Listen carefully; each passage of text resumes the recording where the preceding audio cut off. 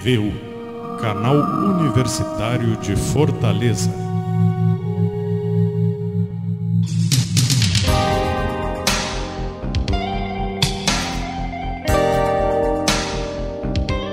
O programa Panorama Econômico de hoje vai falar sobre mercado de capitais como fator de fortalecimento das empresas brasileiras.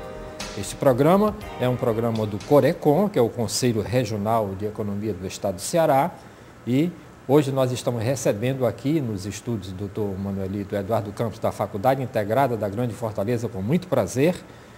É o Dr. José Maria Porto, ele é economista, professor e consultor financeiro. O outro convidado é o Dário Souza, ele é economista e vice-presidente da APIMEC Nordeste e Pax Corretora. Nós vamos chamar um pequeno intervalo aqui no programa Panorama Econômico e voltamos em seguida para discutir aqui o tema mercado de capitais como fator de fortalecimento das empresas brasileiras.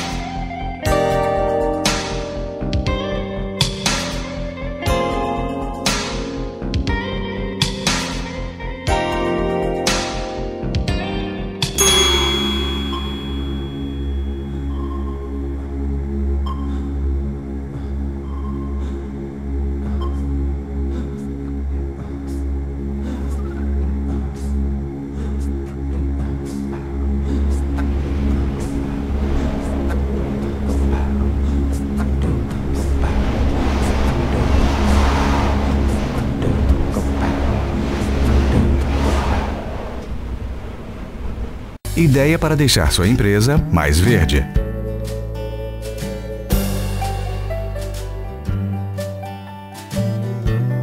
O planeta precisa muito mais que isso. Mostre para o mundo ideias e boas práticas que realmente façam a diferença. Inscreva o seu caso exitoso no O2, Encontro Intercontinental sobre a Natureza, o maior evento de negócios sustentáveis das Américas. Para maiores informações, acesse iab.org.br.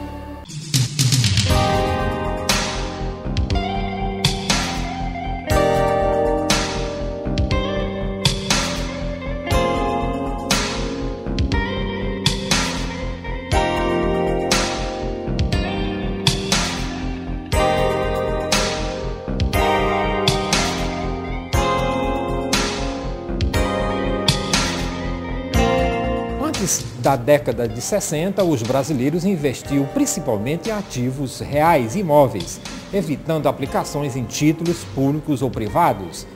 A ambiente econômico da inflação crescente daquela época, principalmente a partir do final da década de 50, se somava a uma legislação que limitava em 12% ao ano a taxa máxima de juros, a chamada Lei da Usura, e que limitava o desenvolvimento de um mercado de capitais ativos. O que mudou de lá para cá? É a primeira pergunta que eu faço. Vou começar aqui e com o Dr. José Maria Porto. Bem, eu acho que principalmente a pujança da nossa economia, né? Nós começamos a sair de um país onde as empresas eram praticamente do Estado, né? Tivemos um processo de privatização e isso aí ensejou, né, o crescimento das empresas, inclusive a transnacionalidade dessas empresas. Ou seja, você tem empresas hoje no Brasil que já estão no mundo todo, empresas do setor de alimento, mineração e dentre outras empresas. Então, acho que um dos fatores principais, né, foi essa questão das empresas serem agora da mão da iniciativa privada. E também, evidentemente, de um cenário de 94 para cá, né, um pouco mais recente, né, o processo de abertura da economia, a estabilidade da economia, né, esse círculo virtuoso da economia, né, onde fez com que a iniciativa privada, né, realmente apostasse no Brasil. Né, nós também adquirimos um know-how muito grande de empresas de fora que se instalaram aqui no Brasil, e isso gerou esse círculo virtuoso, geração de emprego, renda, e o mercado de capitais sempre está inserido dentro desse contexto de crescimento econômico no país. Ok. Doutor Dário Souza. A década de 70, já começam as primeiras transformações no mercado de capitais, né? O surgimento da Lei das SAs, o surgimento da CVM, tentando corrigir ou coibir muitos abusos que aconteciam num mercado de capitais pequeno, incipiente, que vigorava naquele tempo. Também nos anos 80, com a diminuição de ciclos econômicos menos robustos, né? A gente viu a saída de uma crise econômica no começo dos anos 80, com o aparecimento de novas empresas, e aí realmente alguns empresários começam a utilização do mercado de capitais de forma mais efetiva.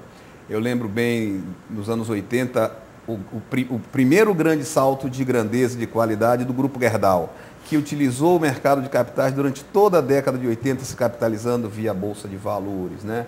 Então, isso foi permitido porque o crescimento econômico começou a vigorar. E também o desaparecimento dos governos militares, dando o aparecimento do governo do Collor, que a primeira abertura efetiva da economia brasileira para o ambiente internacional, tudo isso faz o surgimento e o aparecimento de empresas novas e de um mercado mais vigoroso. E, por fim, que dá um novo aparecimento, um novo ambiente para o mercado de capitais, na realidade, o surgimento do novo mercado, com uma legislação mais moderna, mais transparente, onde o empresariado se compromete mais com o investidor minoritário. Então, tudo isso poderia ficar mais tempo aqui divagando sobre essas novas técnicas, esses novos mercados que apareceram, novas formas de se controlar empresas, novas formas de analisar empresas. Isso tudo é bom que é para a gente contextualizar, né, o tema. Né? Então, são mudanças que foram acontecendo lá na empresa, lá no investidor, lá no legislador,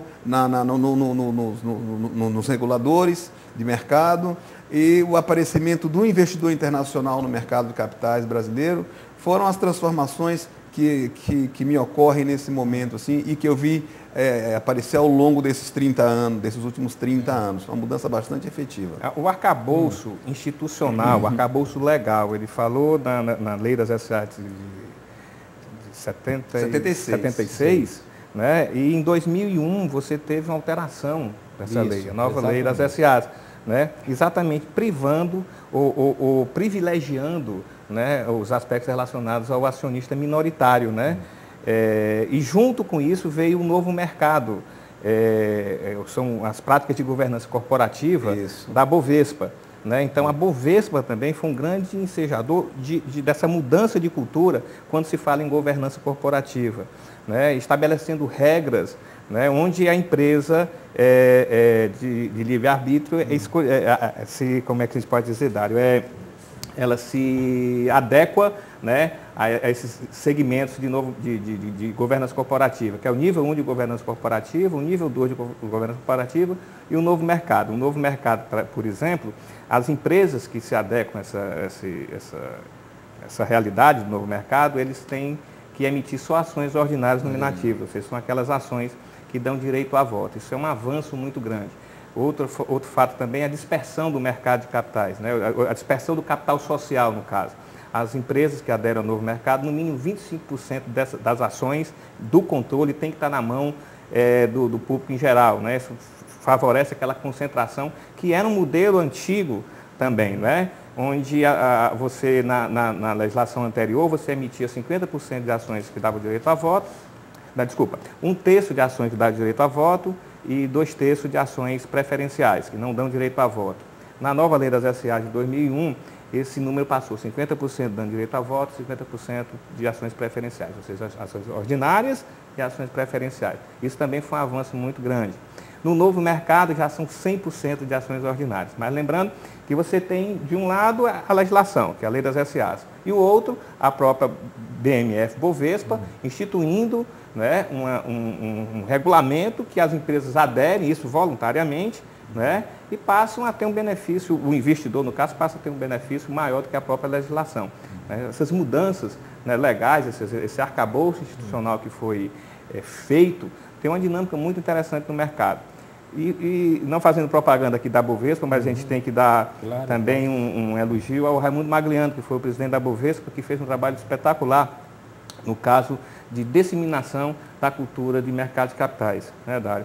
Onde você trouxe o investidor pessoa física para investir na Bolsa. Isso em 15, 20 anos, nós saímos aí de um patamar de 7, 10% de participação da pessoa física para que hoje 25%, 30% por aí em média, né? Então você termina perdendo um pouco dessa dependência, né, do investidor estrangeiro, que ainda tem um percentual muito grande no volume negociado na Bolsa. Mas eu digo mais, Zé Maria, é o seguinte, se você não tivesse tido essa sofisticação, essa transformação do mercado de capitais brasileiro, no sentido de dar mais transparência e conforto para o acionista minoritário, o minoritário pessoa física ou mesmo o minoritário qualificado, aquele investidor que tem super qualificado, que tem acima de R$1 milhão investido, a gente não poderia estar falando aqui de um mercado de capitais que nos últimos 5 anos permitiu a chegada de R$400 bilhões ao mercado. Então eu vou mencionar aqui, por exemplo, a operação que a Petrobras fez aos 18 meses, onde ela pôde se capitalizar em R$120 bilhões, à época 70 bilhões de dólares.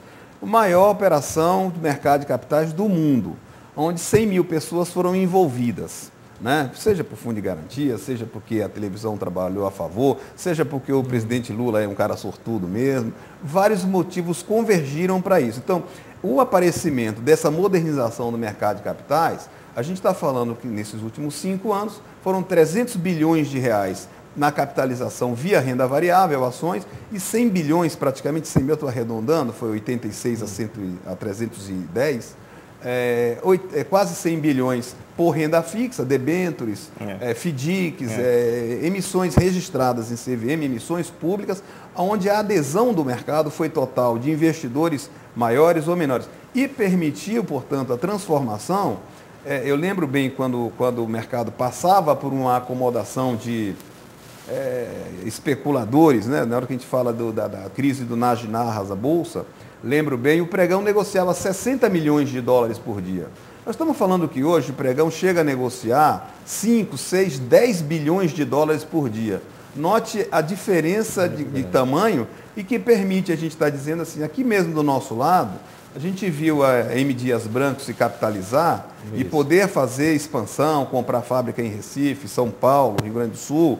Não foi exatamente esse o motivo da abertura do M. Dias, mas poderia ter sido. Hoje ela está dentro da Bolsa. Se ela quiser fazer uma operação grande, que possa gerar uma nova fábrica Fortaleza, está aí o mercado de capitais para permitir que essa expansão possa acontecer rapidamente, né? Sempre que fala em mercado de capitais, a gente costuma falar muito em ações, mas o Dário chegou e falou em FDICs, né? Debêntures. Existem instrumentos, outros, dentro do mercado de capitais, né, que fazem parte desse sistema de valor mobiliário, né, certificado de recebível imobiliário, fundo de investimento imobiliário. Hoje você negocia cotas de fundos de investimento de imóveis como se fosse comprando e vendendo uma ação. Então, tem toda uma dinâmica também por trás desse grande mercado de capitais, que não é só um instrumento de sociedade. Existem outros instrumentos de dívida, que também fazem parte desse mercado e que tem crescido muito. Debêntures, por exemplo, é um instrumento maravilhoso, que já tem alguns anos, que você consegue emitir um título aí com 4, 5 anos. Existem empresas que conseguem, evidentemente, empresas com menor risco, com títulos até 10 anos. Então, o mercado de capitais é maior do que só o próprio objeto ação. Eu acho que é importante que você entenda qual é a necessidade do empresário, no caso da sua estrutura de capital, ou seja, quanto é que ele vai usar de capital próprio, quanto vai usar de capital terceiro, e se esse capital terceiro vai ser via endividamento ou via sociedade emitindo ações. Entendendo isso, você tem como estruturar um produto de mercado de capitais para atender essa demanda, essa necessidade de financiamento desse agente econômico, no caso, o empresário, a sua empresa. Ok, eu vou pedir aqui um pequeno intervalo aqui no programa Panorama Econômico, que hoje nós estamos discutindo o mercado de capitais como fator de fortalecimento das empresas brasileiras. E este programa tem um apoio cultural do Corecon, que é o Conselho Regional de Economia do Estado do Ceará, e para a exibição aqui na FGF TV, o seu canal Universitário de Fortaleza.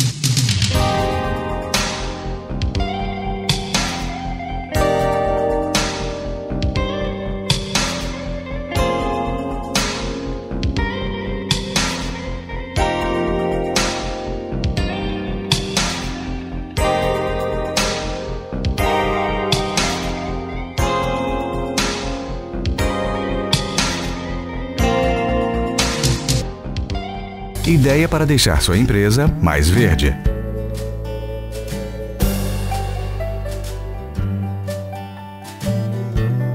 O planeta precisa muito mais que isso. Mostre para o mundo ideias e boas práticas que realmente façam a diferença. Inscreva o seu caso exitoso no O2, Encontro Intercontinental sobre a Natureza, o maior evento de negócios sustentáveis das Américas. Para maiores informações, acesse iab.org.br.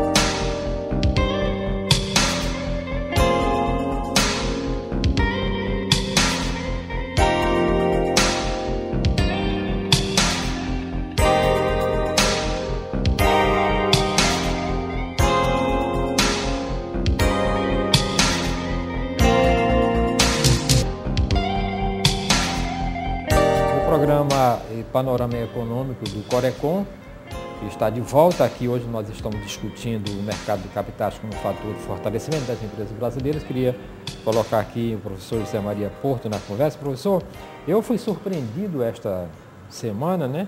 E com um filho aborrecente que eu tenho, de 17 anos, que tenho que deixá-lo no colégio todo dia de manhã, e que ele gosta muito de... Ele ouve rádio, né, quando eu chego um pouco adiantado, que ele não escuta os comentários econômicos.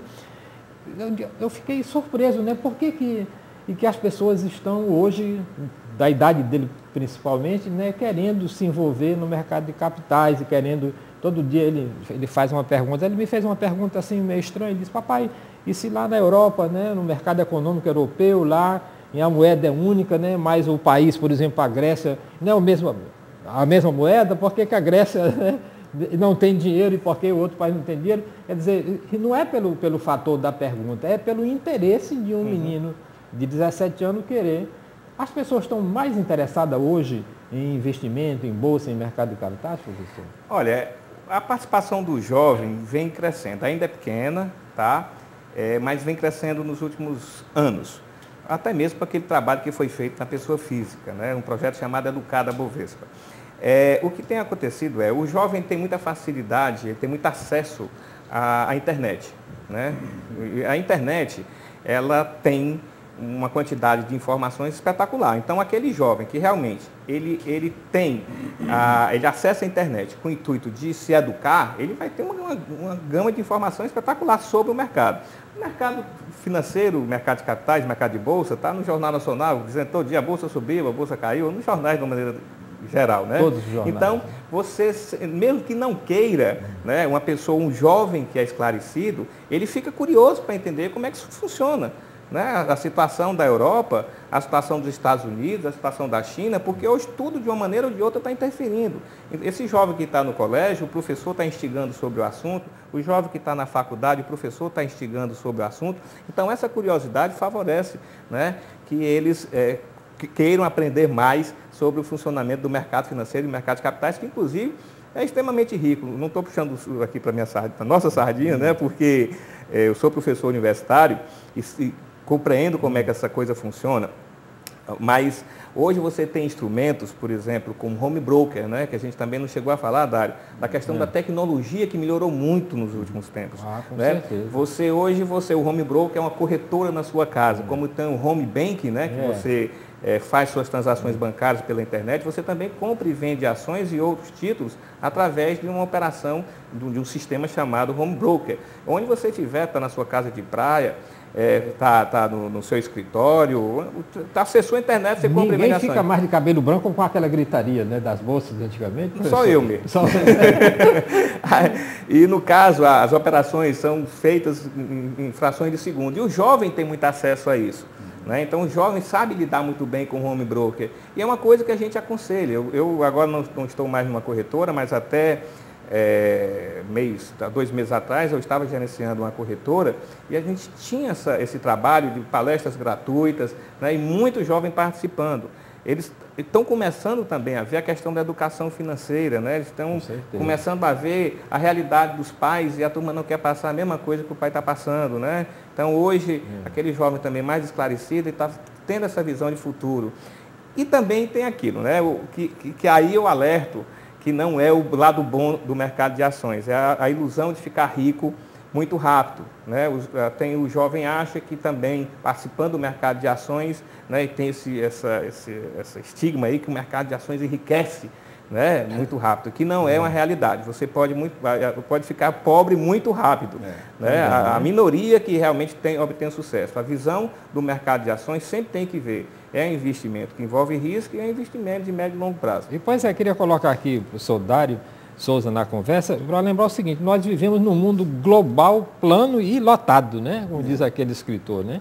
Então, se nós vivemos nesse mundo global, plano e lotado, e quais os benefícios das empresas brasileiras dentro deste setor hoje, com esse mundo em ebulição?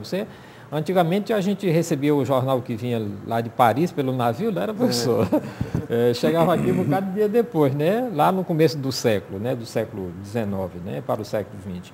E agora, entender as coisas, a televisão não está conseguindo nem mais acompanhar, né?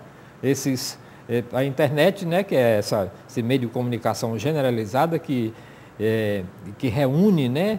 Globalmente, né? Todos os setores da vida viva do planeta, né? O planeta vivo, né? E se comunica com esse fantástico meio de comunicação. E como é que a gente pode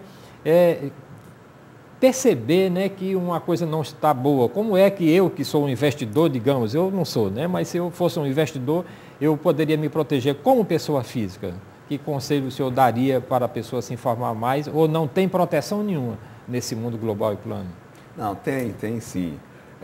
Iniciando pelo lado das empresas, né, as maiores empresas brasileiras, elas realmente têm se favorecido ou mesmo se prejudicado em função de tudo que está acontecendo nesse ambiente internacional. Então,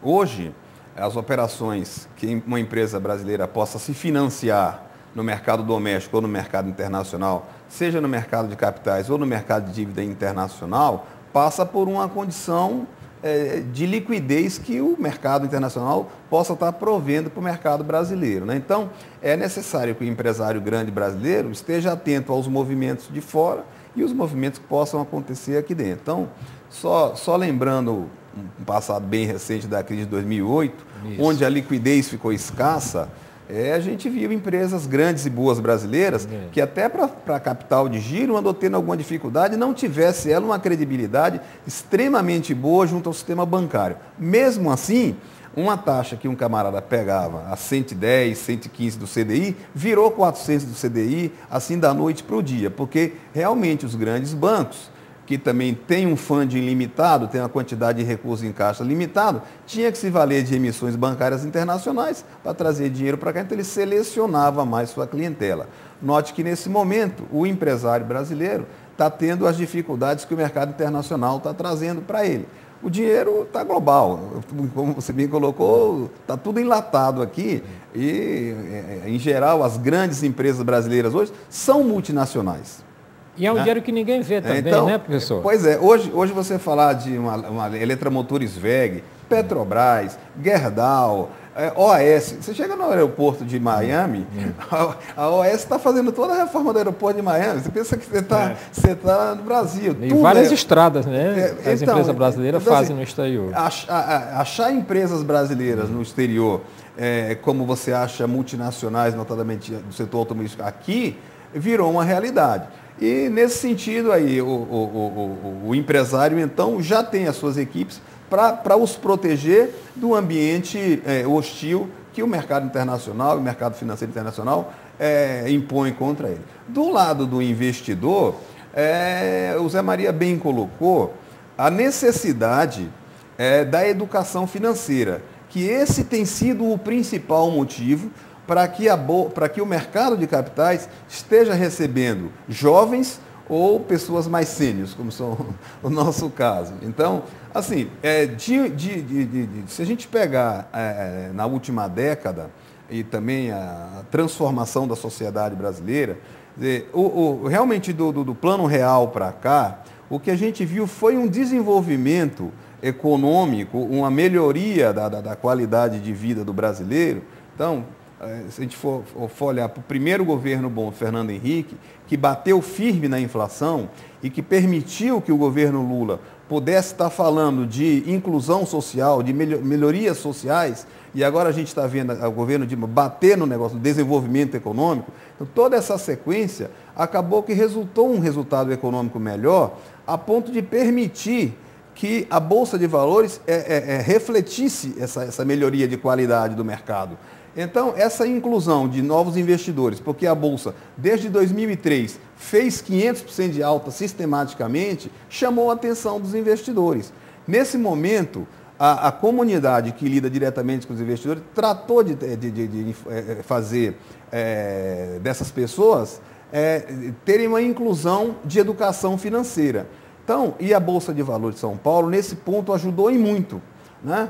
Então, o ano retrasado, foi lançado um movimento, e aí se discute muito se o garoto propaganda é o correto, mas eu tive presente. A Bolsa lançou um programa para trazer 5 milhões de novos investidores. Hoje nós estamos falando que ele chegou a bater 600 e poucos mil investidores e já caiu, porque nos últimos 22 meses a Bolsa tem caído sistematicamente, né? Então, o discurso, a educação financeira. A gente viu na figura do Pelé uma pessoa, um ícone, que saiu lá de 57, tricampeão mundial em 70, depois para no futebol, decai, depois ele vai para os Estados Unidos, e é uma figura de sucesso aí há mais de 40 anos, né? Então foi com essa incursão na mídia tal que a Bolsa tentou trazer novos investidores, e está tentando, né?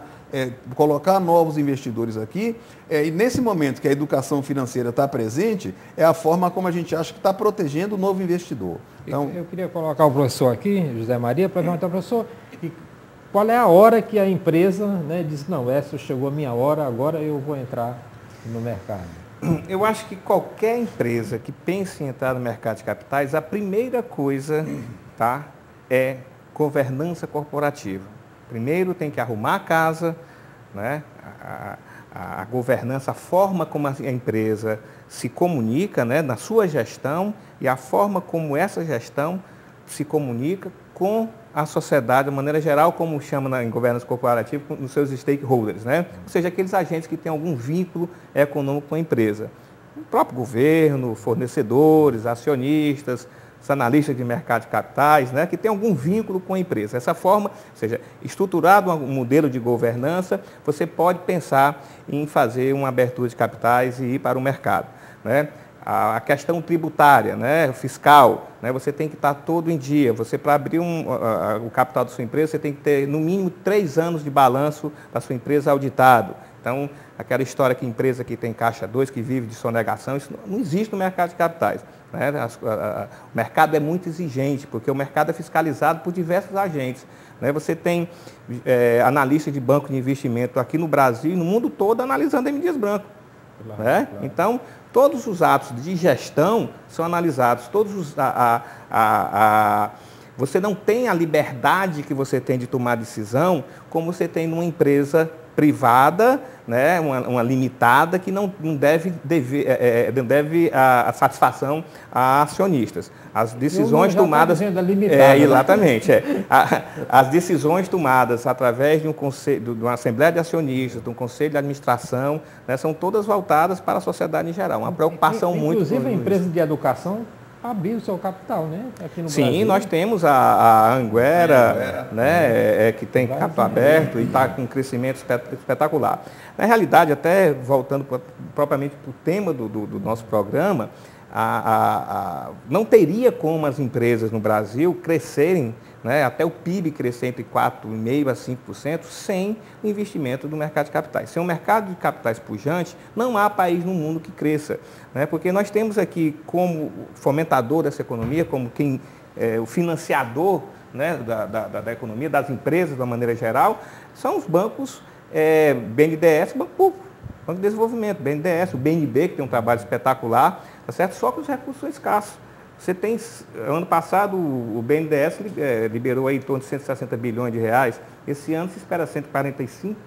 Né? O BNB tem no orçamento lá do FNE, que é o Fundo Constitucional do Nordeste, se não me engano, em torno de 10, 11 bilhões de reais. Se chegar hoje no BNB, já não tem mais dinheiro para grandes projetos. Então, se você não tem um instrumento que a empresa se capitalize, que é o chamado mercado de capitais, ou via ações, ou via instrumento de dívida, né, que a gente chama de equity e debit para instrumentos de dívida, não tem como a empresa crescer. Né? E o que é muito importante é o seguinte, que há uma fiscalização dos acionistas, né, em relação a esse dinheiro que está entrando na empresa. Né?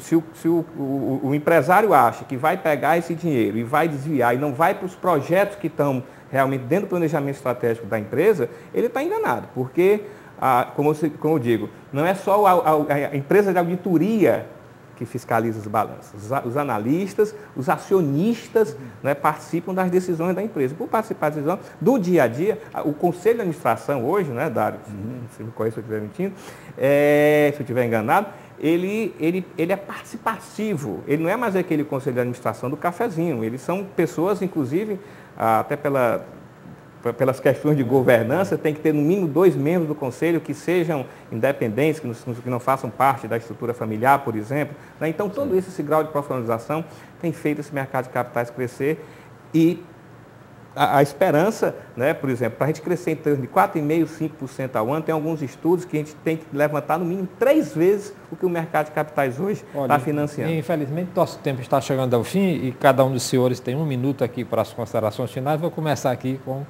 o Dário Souza. Isso daria para a gente falar mais de 1 hora, né? Com certeza esse tema é bastante interessante, mas realmente o crescimento de uma empresa que já atingiu um tamanho adequado, que possa caber no mercado de capitais, ele deve perseguir isso, quer dizer, a modernização da sua diretoria, as boas práticas de governança, de sustentabilidade, a transferência familiar, quer dizer, a profissionalização leva a que a sucessão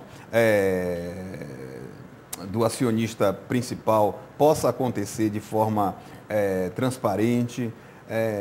Todos esses são benefícios que são inerentes à abertura de capital. Então, é um jeito de se sofisticar, é um jeito de estar no mercado atual. Ok, professor José Maria, o senhor tem 1 minuto aqui para as considerações no programa Panorama Econômico. Eu acho que do lado do empresário, como eu falei, questões de governança corporativa fundamental, fazer o dever de casa, né? Se você não tem um porte ainda para lançar ações, né, porque isso tem um custo, apesar de não ser um recurso exigível, não ser uma dívida, não, existe um custo para essa montagem toda de um lançamento de uma ações, mas que você participe do mercado de capitais de alguma forma. Existem outros instrumentos, existem os FDICs, existe o certificado de recebível imobiliário, né, alguma coisa, principalmente essas empresas do setor de construção civil podem participar com fundo de investimento imobiliário, certificado de recebíveis imobiliários. A gente tem uma gama de produtos que pode se adequar àquela realidade de uma empresa de menor porte. Né? E do lado do investidor pessoa física, que veja o mercado de ações não como um cassino, né? Não com aquele, sempre esse viés de curto prazo, que enxergue realmente como um instrumento que você tem de formação de poupança de médio e longo prazo. Né? Lembrando a longevidade do brasileiro, né? A expectativa de vida está aumentando, que a gente não pode depender, né, de uma aposentadoria aí do INSS, que você faça a sua aposentadoria, que lá na frente você receba ou rendimento de aluguéis, ou rendimento de juros, ou rendimento de lucros via dividendos no mercado de ações. Ok, agradeço muitíssimo a presença dos senhores aqui no programa Panorama Econômico, que volta na próxima semana com outro tema. Aqui este programa tem o apoio cultural do Corecon, que é o Conselho Regional de Economia do Estado do Ceará. Muitíssimo obrigado pela sua audiência.